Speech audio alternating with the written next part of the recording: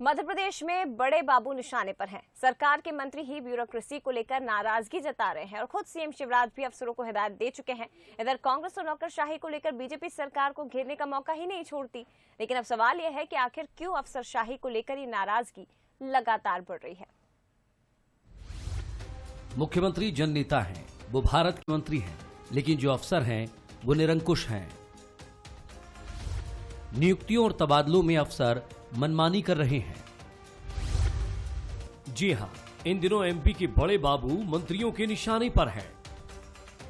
निशाने पर नौकरशाही, प्रदेश में ब्यूरोक्रेसी हावी, अफसरशाही पर फूट रहा गुस्सा, मंत्रियों के बाद सीएम भी सख्त। मध्य प्रदेश में ब्यूरोक्रेसी के तौर तरीके और प्रशासनिक लापरवाही एक बार फिर सवालों के घेरे में है और उंगली उठी है सरकार के अपनों की ही तरफ से।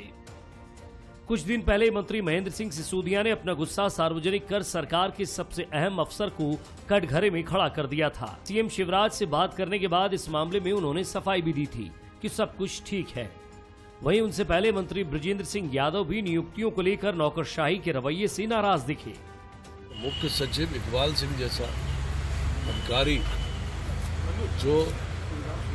जिसके बारे में मेरे पास शब्द नहीं है, पूरा निरंकुश प्रशासन, जैसा भी प्रशासन है, शिवराज सिंह जी सबको दुरुस्त कर लेंगे, सबको अच्छा कर लेंगे। वहीं अपनी मंशा के मुताबिक योजनाओं का क्रियान्वयन न होने से अफसरों पर सीएम शिवराज सिंह भी कई बार वीडियो कॉन्फ्रेंसिंग में अपनी नाराजगी जता चुके हैं।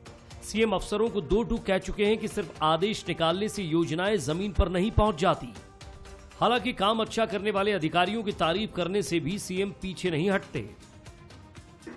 मगर प्रक्रिया पूरी करके सेवा समाप्त करो सीधे, क्योंकि जो लोग पैसा मांग ले गरीब से, उसको शासकीय सेवा में रहने का कोई हक नहीं है। कांग्रेस भी अफसरशाही को निशाने पर लेती रही है, लेकिन पिछले दिनों पीसीसी चीफ कमलनाथ ने जिस तरह से छिंदवाड़ा के कलेक्टर और एसपी की खुलेआम तारीफ की थी, उसने भी राजनीतिक गलियारों में कई सवाल खड़े किए थे।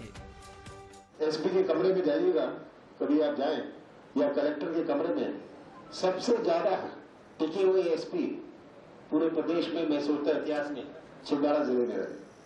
वैसे आप पब्लिक का सर्टिफिकेट लाके दीजिए, आप टिके रहेंगे।